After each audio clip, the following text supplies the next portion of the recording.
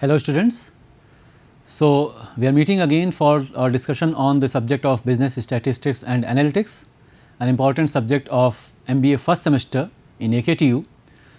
Currently we are talking about hypothesis testing, which is a part of unit 5 of your syllabus. Hypothesis testing के बारे में आप लोग समझ चुके हैं, hypothesis testing क्या होती है ये आप जान चुके हैं. Hypothesis testing में भी अलग अलग तरह के जो टेस्ट होते हैं, तो उसमें से हम लोग Z टेस्ट पहले बात कर चुके हैं उसके ऊपर. लार्ज सैम्पल साइज अगर होगा तो क्या कैसे यूज़ करेंगे, we have already talked about the Z test. Now we will talking about small sample test, और उसके लिए हम लोग स्टूडेंट्स T टेस्ट का यूज़ करते हैं. T test which is applicable when the sample size is small. Sample size small means, as I had already told you in the last session, sample size small का मतलब हो गया कि जो sample size है n की value 30 या 30 से कम होगी तो सैम्पल साइज़ स्मॉल होगा. तो जो भी क्वेश्चंस ऐसे हमको मिल रहे हैं जहाँ पर कि सैम्पल साइज़ दिया हुआ है एज लेस देन और equal to 30, there we will using T test, जो कि अब हम डिस्कस करने जा रहे हैं.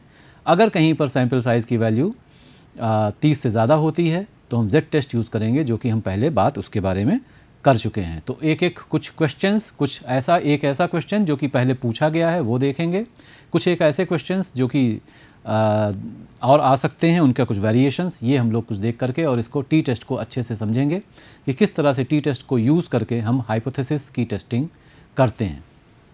So this question was asked in the year 2014.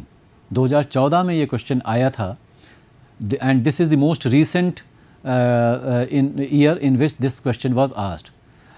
पिछले 2 साल में तो हाइपोथेसिस टेस्टिंग आपके सिलेबस में था ही नहीं. तो 2017 में आखिरी बार हाइपोथेसिस टेस्टिंग का था और 2020 में अब फिर से hypothesis testing has been included. तो इस बार भी रेडी रहना है हम लोगों को इस तरह के क्वेश्चंस के लिए. T, Z, F, chi square किसी के भी ऊपर क्वेश्चन आ सकता है. 2014 में क्या पूछा गया? 10 workers of a factory are selected at random. 10 workers, question की एक एक चीज़ को समझना है हमको. 10 वर्कर्स, 10 वर्कर्स को सेलेक्ट किया गया.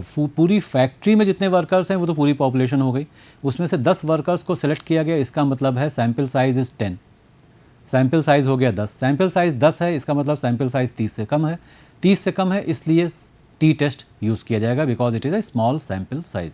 This problem is small sample problem. So 10 workers of factory are selected at random. The number of units produced by them on a particular working day was as follows. तो अलग अलग workers, 10 workers ने कितना कितना production दिया एक particular day को, वो दिया हुआ 71, 72, 73, 75, 76, 77, 78, 79, 79 एंड 80. तो इन 10 वर्कर्स का अलग अलग यूनिट आउटपुट हमें मालूम है, ये दिया है. On the basis of the given data, is it reasonable to say that the mean number of units produced by these workers is 78. Is it reasonable to say that the mean number of units produced by these is 78? तो factory, इसका मतलब एक तरह से इसको थोड़ा सा और समझें क्या मतलब है. इसका मतलब है फैक्ट्री जो है वो एक्सपेक्ट एक तरह से वर्कर्स से कर रही है कि 78 यूनिट्स का, 78 यूनिट्स का आउटपुट पर डे उनको देना चाहिए. कोई कम देगा, कोई ज़्यादा देगा. ऑब्वियस सी बात है, मशीन्स के काम में वेरिएशन आ सकता है तो ह्यूमन बींग्स के काम में कुछ ना कुछ वेरिएशन तो होगा ही होगा. अब जानना क्या है हमको, ऑब्वियस सी बात है, हाइपोथेसिस टेस्टिंग का क्वेश्चन है. जानना यह है कि जो भी वेरिएशन है, यहाँ पे हम देख सकते हैं वेरिएशन क्या है, 71 से लेकर के 80 तक का वेरिएशन है. 78 से कम भी है, 78 से ज़्यादा भी है. तो ज़्यादा है, बहुत अच्छी बात है, फैक्ट्री के लिए तो अच्छा ही है, फैक्ट्री मैनेजमेंट के लिए अच्छा ही है, उसमें कोई क्या तकलीफ़ होगी. लेकिन अगर कम है तो कितने कम तक परमिसिबल है, कितने कम तक टॉलरेबल है, कितना कम हम मानेंगे इनसिग्निफिकेंट वेरिएशन और कितने को मानेंगे कि नहीं अब तो ज़्यादा हो गया, इतना ज़्यादा डिफरेंस नहीं होना चाहिए, इस वर्कर को के खिलाफ कुछ एक्शन लेना पड़ेगा, इस वर्कर को समझाना पड़ेगा, रिट्रेन करना पड़ेगा या फिर निकालना पड़ेगा. कुछ भी एक्शन अगर लेना है तो कब करना होगा. तो इसीलिए इन 10 वर्कर्स को रैंडमली सेलेक्ट करके, और हम ये जानना चाह रहे हैं कि mean number of units produced by them, is it 78, वो जो हमने एक तरह से मे बी आइडियल माना हुआ है या नहीं. तो और दिया क्या है, या तो टेबल दी होगी आपको T की वैल्यू के लिए, या फिर यहाँ पर जो भी जैसे यहाँ पे दिया हुआ है for 9 degrees of freedom. 9 degrees of freedom, degrees of freedom हमेशा सैम्पल साइज से एक कम होगी. तो सैम्पल साइज क्योंकि 10 है इसलिए 10 - 1 degrees of freedom represented by the Greek small letter nu is 9. So, for nu is equal to 9, t at 5% level of significance, t 0.05 का मतलब हो गया 5% level of significance या 0.05, अल्फा की वैल्यू 0.05 है, इसकी वैल्यू हमें दी हुई है, इट इज़ 2.262. तो ये तो इन्फॉर्मेशन हमको दी है, इस इन्फॉर्मेशन को यूज़ करके हमें यहाँ पर ये चीज़ पता करनी है कि क्या हम रीजनेबली कह सकते हैं mean number of units produced by all the workers is 78. Reasonably कहा सकता है, नहीं कहा सकता है. Let us proceed. पहला काम होगा हाइपोथेसिस फ्रेम करना. ये स्टेप्स हम लोग को करने ही करने हैं. Formulate hypothesis, determine the level of significance, decide the test statistic, compute the test statistic, draw conclusions. तो सबसे पहला काम हो गया कि हमें हाइपोथेसिस फ्रेम करना है. हाइपोथेसिस फ्रेम करना है जेड टेस्ट के केस में जैसे कर रहे थे. तो क्या हम ये कह सकते हैं कि मीन जो है वो 78 है, तो नल हाइपोथेसिस हो गई म्यू इज़ इक्वल टू 78. और अल्टरनेट हाइपोथेसिस हो गई कि नहीं, ऐसा नहीं कहा सकता है कि मीन 78 है, तो mu is not equal to 78. जब भी ऐसा केस होगा, हाइपोथेसिस टेस्टिंग में भी आप लोग पहले देख चुके हैं, जेड टेस्ट के केस में भी हम लोगों ने देखा था कि जब भी अगर नल हाइपोथेसिस इक्वल है और अल्टरनेट हाइपोथेसिस है कि वो नॉट इक्वल है, यानी कि दोनों साइड में रिजेक्शन होगा, लेफ़्ट और राइट दोनों साइड में रिजेक्शन होगा, इसलिए ये टू टेल्ड टेस्ट है. अगर नल हाइपोथेसिस ग्रेटर वाली हो जाएगी और या फिर नल हाइपोथेसिस स्मॉलर वाली हो जाएगी, लेस वाली हो जाएगी, तो फिर वन टेल टेस्ट आएगा. ऐसे भी एग्जाम्पल यहाँ पर भी हम देखेंगे किस तरह से उसको करना है. But this one is a two tailed test. तो पहला काम तो हो गया, हमने हाइपोथेसिस फ्रेम कर ली. अब दूसरा काम हो गया कि हम देखें लेवल ऑफ सिग्निफिकेंस क्या है. वो दिया ही हुआ है इस क्वेश्चन में, जो क्वेश्चन में नहीं दिया हुआ था, जो डेटा दिया हुआ था उसमें दिया हुआ था कि अल्फ़ा की वैल्यू है 0.05. The level of significance is 0.05. 5% level of significance के हम इसको टेस्ट करेंगे. मतलब फिर क्या हुआ कि हम जैसे ही हम कहेंगे कि नल हाइपोथेसिस एक्सेप्ट की जा रही है, तो 95% कॉन्फिडेंस के साथ हम ये बात कह रहे हैं. 5% चांसेस हो सकती हैं कि हमारा जो कंक्लूजन है वो गलत है. अगर हम कहेंगे नल हाइपोथेसिस रिजेक्ट की जा रही है, तो again we are 95% confident about our answer. 5% chances हो सकते हैं कि हमारा जो कंक्लूजन है वो गलत हो गया. ये हमें पहले से ही मेंशन करना होगा. टेस्ट स्टैटिस्टिक, ये भी हम लोग पहले अभी बात कर चुके हैं. Because the sample size is small, it is less than 30. Small की डेफिनेशन क्या है? It should be less than 30. So, because it is small, less than 30, we are going to use the t test. Test statistic कौन सी use होगी? T test use किया जाएगा. अब इसको हमें कंप्यूट करना होगा. तो कंप्यूट यहाँ पे करना क्या है, हमें सारी चीज़ें देखने से पहले हमें चाहिए होगा, क्योंकि यहाँ पर मीन नहीं दिया हुआ था और स्टैंडर्ड डेविएशन नहीं दिया हुआ था. जो भी सैम्पल है, सैम्पल का मीन और सैम्पल का स्टैंडर्ड डेविएशन नहीं दिया हुआ था. तो इसलिए सबसे पहला काम तो हमें ये कंप्यूट करना का हो गया. ये थोड़ा सा इस क्वेश्चन में एक कह सकते हैं कुछ ट्विस्ट या कन्फ्यूज़न क्रिएट करने के लिए चीज़ डाली गई है, या काम थोड़ा सा आपका बढ़ाने की चीज़ की गई है. नॉर्मली क्या होगा कि आपको मीन और स्टैंडर्ड डेविएशन ये दोनों चीज़ें सैम्पल के दिए रहते हैं. यहाँ पे नहीं दिया है तो it is not very complicated. आसानी से आप जानते ही हैं, मीन आप पढ़ चुके हैं, मैंने पहले ही आपको बताया हुआ है कि हम जो भी कुछ हाइपोथेसिस टेस्टिंग में करने जा रहे हैं वो सारा का सारा जो भी पहली 4 यूनिट में आपने पढ़ा है उसका एप्लीकेशन है. उसका एक्चुअली एप्लीकेशन करके, अप्लाई करके हम कैसे बिजनेस और एक्चुअल प्रॉब्लम्स में, ऑर्गेनाइजेशनल प्रॉब्लम्स में उसको कैसे यूज़ करेंगे, डेटा को कैसे एनालाइज करेंगे, यही चीज़ हमको यहाँ पर समझनी है. तो हमने मीन निकालना है. मीन हमने निकाला, एक्स की वैल्यूज़ सारी लिस्ट कर ली, सबको ऐड कर दिया तो हमें मिला 760. तो मीन की वैल्यू आ गई summation x by n 760/10. Mean की वैल्यू 76 आ गई. इसके बाद हमें सैम्पल के स्टैंडर्ड डेविएशन एस की वैल्यू निकालनी होगी. तो एस की वैल्यू निकालने के लिए जो दूसरा कॉलम हमने बनाया है डी एक्स निकाला.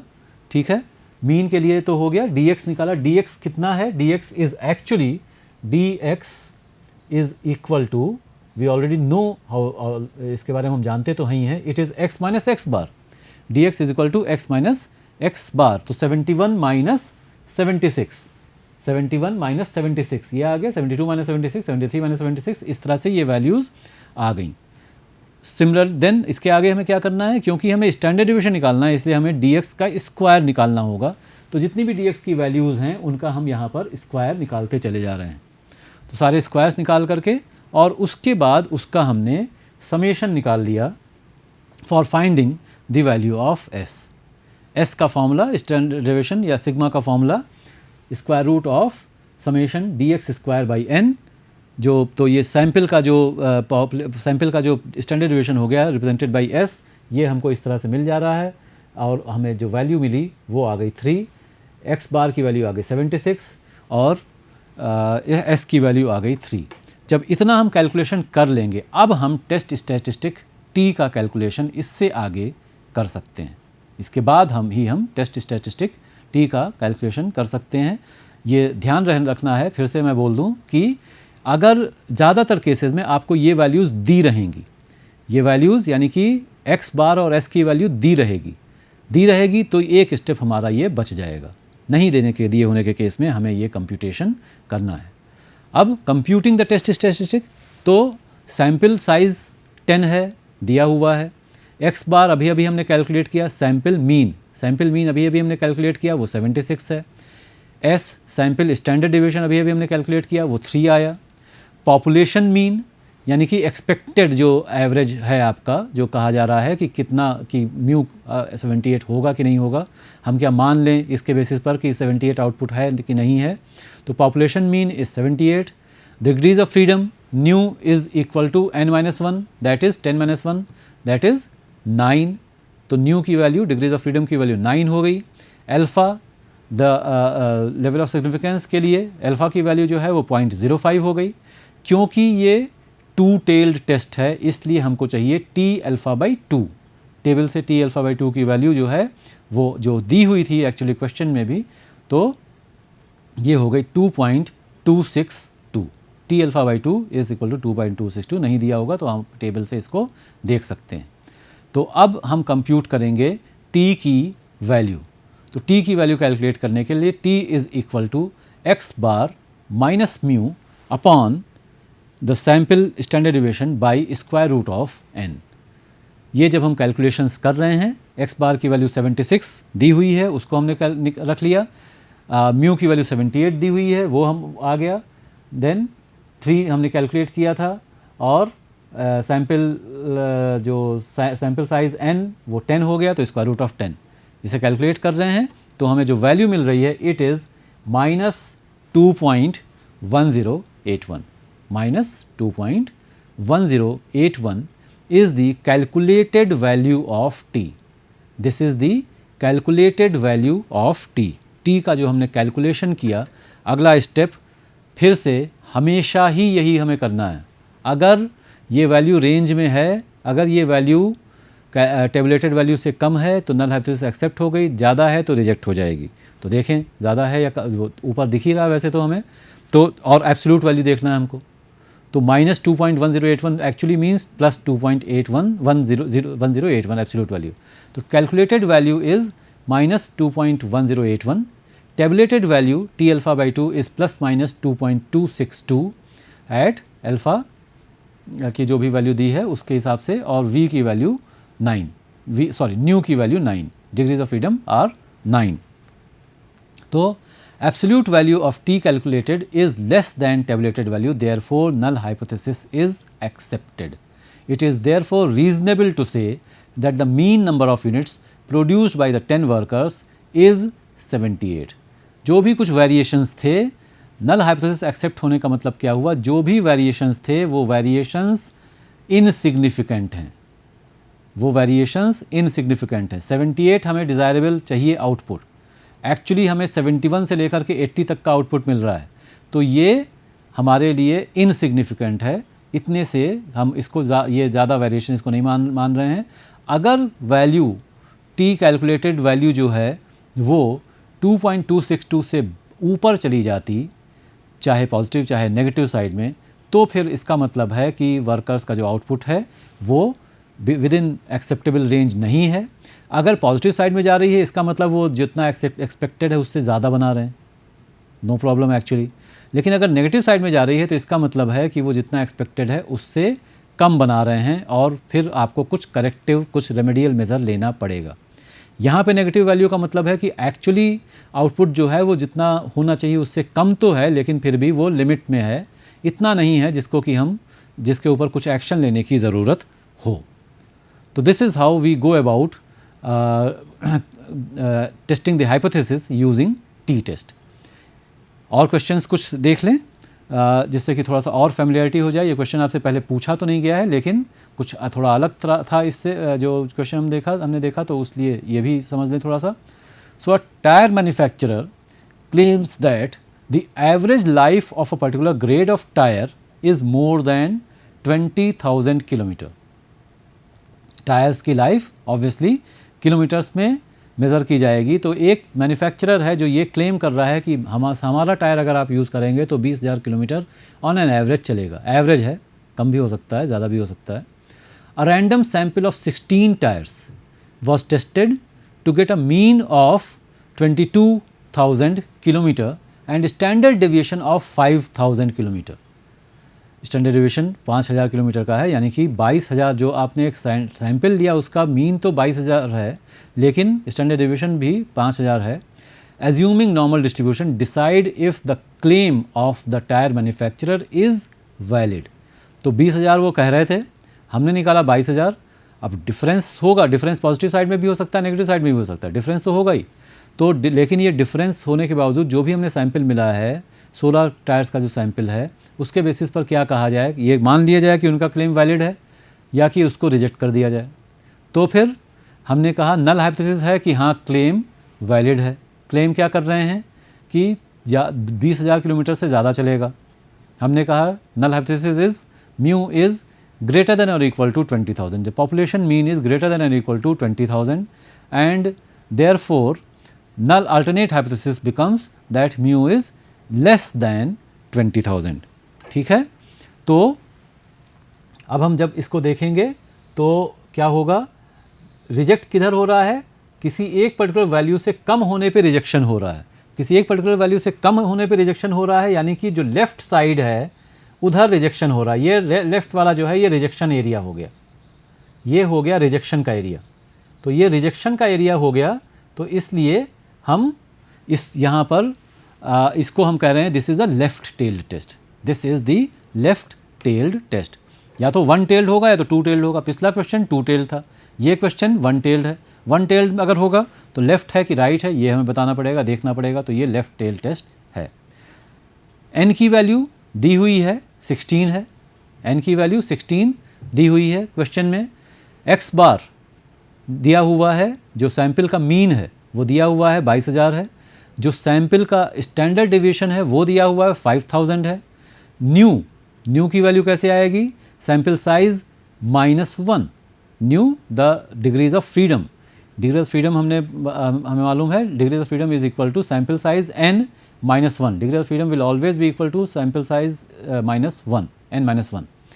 अल्फ़ा की वैल्यू है 0.05। ये हम मान करके चल रहे हैं, यहाँ पर हम एज्यूम कर रहे हैं, यहाँ पे क्वेश्चन में दिया नहीं था तो हमने मान लिया। हम ये क्या टेस्ट जो करेंगे वो 5% पे करेंगे, 5% लेवल ऑफ सिग्निफिकेंस पे करेंगे। हमारा जो भी आंसर आएगा वो उसके 5% चांस हो सकते हैं कि हमने गलत कंक्लूज़न निकाला, लेकिन 95%, 95% श्योरिटी के साथ हम अपना कंक्लूज़न देंगे, इन्फरेंस हम अपना निकालेंगे। तो अल्फ़ा इज़ इक्वल टू 0.05 और टेबल से जब हम निकालेंगे टी की वैल्यू तो T alpha is equal to 1.753। जब वन टेल्ड टेस्ट होगा तो टी अल्फ़ा यूज़ किया जाएगा, जब टू टेल्ड टेस्ट होगा तो टी अल्फ़ा बाई 2 का इस्तेमाल किया जाएगा। तो T alpha here because it is a one tailed left tailed test, तो ये हो गया 1.753। टी की वैल्यू जैसे अभी हम कैलकुलेट कर रहे थे पिछले केस में, वैसे ही हमने यहाँ पर भी कैलकुलेट कर ली। तो x bar minus mu upon s upon square root of n, ये हो गई टी की वैल्यू। तो टी की वैल्यू जो हमें निकालनी है 22,000, एक्स की वैल्यू हो गई, एक्स बार की वैल्यू सॉरी हो गई 22,000 minus 20,000 upon standard deviation of the sample 5,000 upon sample size square root of 16। इसे जब हम कैलकुलेट कर रहे हैं तो कैलकुलेशन करने के बाद हमें जो वैल्यू आ रही है टी की वो हमें मिल गई 1.6। The value of t here is 1.6।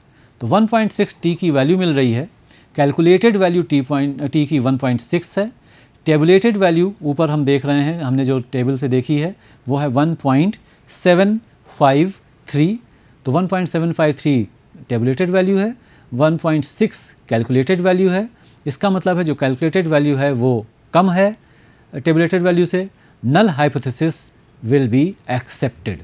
Null hypothesis है क्या? एक चीज़ छोटी सी आप इसके बाद और नॉर्मली लिख देंगे तो ज़्यादा अच्छा रहेगा कि पूछा क्या जा रहा है। We have to decide if the claim is valid. Null hypothesis accept हो गई। नल हाइपोथेसिस क्या है? म्यू इज़ ग्रेटर देन और इक्वल टू 20,000। म्यू क्या है? पॉपुलेशन मीन है। जो पूरे सारे टायर्स की जो पॉपुलेशन है उसका मीन ये है। तो टायर मैन्युफैक्चरर क्लेम क्या कर रहा है कि 20,000 से ज़्यादा ही चलेगा, उससे कम नहीं चलेगा। और नल हाइपोथेसिस एक्सेप्ट हो गई। इसका मतलब है कि हम ये मान करके चल सकते हैं कि the claim of the tyre manufacturer is valid. Tyre manufacturer का क्लेम वैलिड है, ये हमारा कंक्लूजन हो गया। आई एम अगेन रिपीटिंग कि इसका मतलब ये कतई नहीं हुआ कि टायर हमेशा ही ये चीज़ आएगी। मतलब ये जो है ये 5% सिग्निफिकेंस लेवल पर है। तो 5% चांसेस अभी भी हैं कि हम तो कह रहे हैं कि टायर मैन्युफैक्चरर का क्लेम वैलिड है, लेकिन it may not be valid. 5% chances are there. However we are 95% sure on the basis of the given data. हम जो भी कंक्लूजन निकालते हैं वो डेटा पे ही डिपेंड करता है। तो जो डेटा हमें दिया गया है, डेटा चेंज होगा तो कंक्लूजन भी चेंज हो सकता है। वो हमेशा सैंपल पे ही होगा। तो इसीलिए रैंडम सैंपल ही लिया जाता है। रैंडम सैंपल क्यों लिया गया? जिससे कि जो डेटा में जो वेरिएशन हो सकता है वो ज़्यादा ना हो। But even then, to be safe, what we always state is that on the basis of the given data, we can safely conclude that the tire manufacturer's claim is valid. जो भी जिस टायर की बात हो रही है उसकी जो एवरेज लाइफ है वो 20,000 से ज़्यादा होनी चाहिए। ये हमारा डेटा हमको बता रहा है। चलिए, तो एक इसी तरीके से एक और सिचुएशन देख लें, एक और क्वेश्चन देख लें कैसे करेंगे हम लोग। Now this is another situation. A fertiliser mixing machine is set to give 12 kg of nitrate for every 100 kg of fertiliser. तो 100 kg फर्टिलाइज़र में 12 kg नाइट्रेट होगा। ये मशीन इस तरह की बनाई गई है, इस तरह से मिक्सिंग कर रही है कि हर 100 kg में 12 kg नाइट्रेट होना चाहिए। 10 bags of 100 kg each are examined. ये एक्चुअली देखिए बहुत ज़्यादा यूज़, इसका मतलब है जिस तरह के भी क्वेश्चंस आप देख रहे हैं अक्सर क्वालिटी टेस्टिंग में इस तरह के ये टी टेस्ट और हाइपोथेसिस टेस्टिंग का यूज़ काफ़ी ज़्यादा किया जाता है। ये क्वालिटी टेस्टिंग ही हो रही है यहाँ पे, ये टर्म चाहे मेंशन ना हो। तो स्टैटिस्टिक्स का बहुत ज़्यादा यूज़ भी क्वालिटी टेस्टिंग में होता है। क्वालिटी कंट्रोल, क्वालिटी एश्योरेंस, इसमें statistics is used quite often. तो 10 bags of 100 kg each are examine. Quality test में ये 10 बैग निकाले गए, उनको एग्जामिन किया गया और इनके बेसिस पे हम डिसाइड करेंगे कि मशीन ठीक काम कर रही है कि नहीं कर रही है। The percentage of nitrate so obtained, the percentage of nitrate is so obtained is 11, 14, 13, 12, 13, 12, 13, 14, 11 and 12। थोड़ा सा लैंग्वेज ज़रूर चेंज कर दिया है यहाँ पर। इस चीज़ का हमको थोड़ा ध्यान रखना पड़ेगा। यहाँ पर इसको चेंज करने से कोई फ़र्क नहीं पड़ा है। The kilogram of nitrate obtained अगर होता तो भी वही चीज़ होती, क्योंकि 100 kg की बात हो रही है। लेकिन अगर कहीं मान लीजिए 50 kg होता या ऐसा कुछ होता तो परसेंटेजेस को आपको चेंज करना पड़ता और एक्चुअल वैल्यू निकालनी पड़ती। तो अगर हम कहें कि अब फर्टिलाइज़र, इसी को थोड़ा सा चेंज कर दिया जाए, fertiliser mixing machine is set to give 6 kg of nitrate for every 50 kg, बात वही हो रही है। और उसके बाद भी परसेंटेजेस अगर दिए हुए हैं तो 50 का 11% कितना होगा ये हमें निकालना पड़ेगा। 50 का 11% हो गया 22 kg, तो वो हमें निकालना पड़ेगा। ये हमें ध्यान देना है। हालांकि यहाँ पे कोई फ़र्क नहीं पड़ रहा है क्योंकि 100 kg की बात हो रही है। 100 kg का फर्टिलाइज़र, 100 kg का एक पैकिंग हो गई फर्टिलाइज़र की और उसमें 12 kg की बात हो रही है। तो 100 kg की बात है, इसलिए परसेंटेज में 11% would mean 11 kg only. 14% means 14 kg, 13% means 13 kg। तो इस तरीके से हम ये जो भी डेटा हमको मिल गया, अब is there reason to believe that the machine is defective, again the similar question. तो जो भी काम यानी कि जो भी आउटपुट मशीन दे रही है, अगर क्वालिटी सही नहीं है तो मशीन में कहीं ना कोई प्रॉब्लम होगी। तो क्या इस डेटा के बेसिस पर हम ये कह सकते हैं कि मशीन डिफेक्टिव है? ऑब्वियसली मशीन डिफेक्टिव है तो उसे बनाना पड़ेगा, बन नहीं सकती तो उसे चेंज करना पड़ेगा।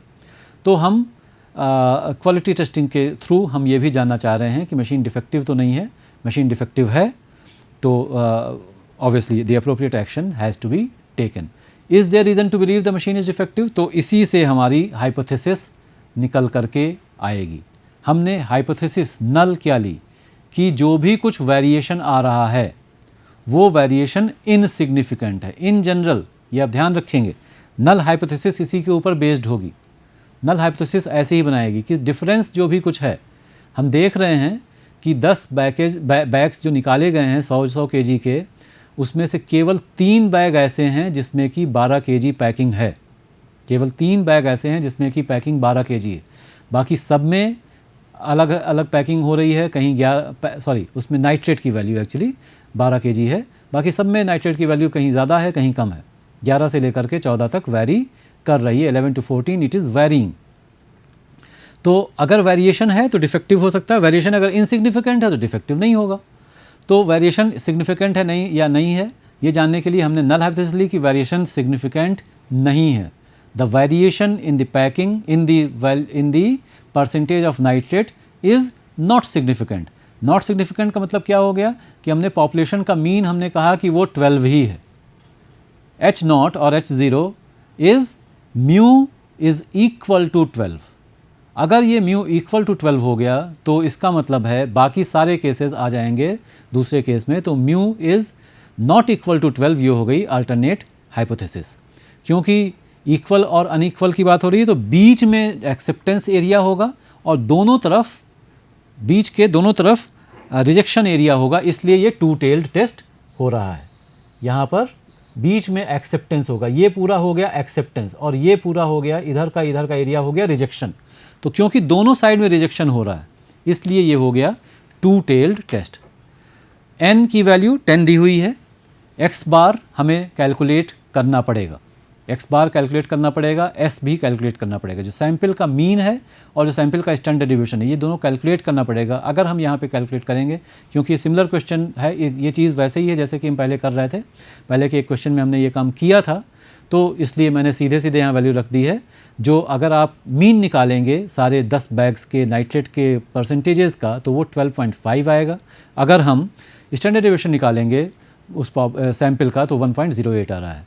9 is the degrees of freedom. और इससे जब हम कैलकुलेशन कर रहे हैं, क्योंकि ये 2 टेल टेस्ट है इसलिए t अल्फ़ा बाई 2 लिया जा रहा है। t अल्फ़ा बाई 2 टेबल से 2.262 आएगा और जब हम t की वैल्यू कैलकुलेट कर रहे हैं सारी वैल्यूज़ रख करके तो हमें वैल्यू मिल रही है 1.466। 1.466 is the calculated value of t। Calculated value t की 1.466 है, टेबुलेटेड वैल्यू t की 2.262 है। क्योंकि कैलकुलेटेड वैल्यू जो टेबुलेटेड वैल्यू है उससे कम है, इसलिए हम कहेंगे कि population mean is 12, null hypothesis is accepted, there is no reason to believe, ये स्टेटमेंट ज़रूरी है, there is no reason to believe that the machine is defective. ये स्टेटमेंट इसलिए भी ज़रूरी है क्योंकि इसका मतलब क्या हुआ, इसका मतलब ये भी हुआ, देखिए एक थोड़ी सी लिबर्टी, जब हम ऐसे एक्चुअल कंडीशन सिचुएशन में ऐसे जब हम स्टेटमेंट देंगे तो एक थोड़ी सी लिबर्टी भी है कि may be the machine may be at fault, लेकिन जो डेटा है वो इंडिकेट ये कर रहा है कि मशीन सही है। तो we do not have any reason to believe that the machine is defective. ये कंक्लूज़न हमको लास्ट में लिखना होगा। तो this is about T test. T test में इस तरीके से हम लोग 2 टेल टेस्ट हो, 1 टेल टेस्ट हो, राइट या लेफ्ट टेल्ड होगा तो हम ऐसे कर लेंगे। और इस तरीके से we come to the end of this. We will meet again with another type of hypothesis testing. Thank you.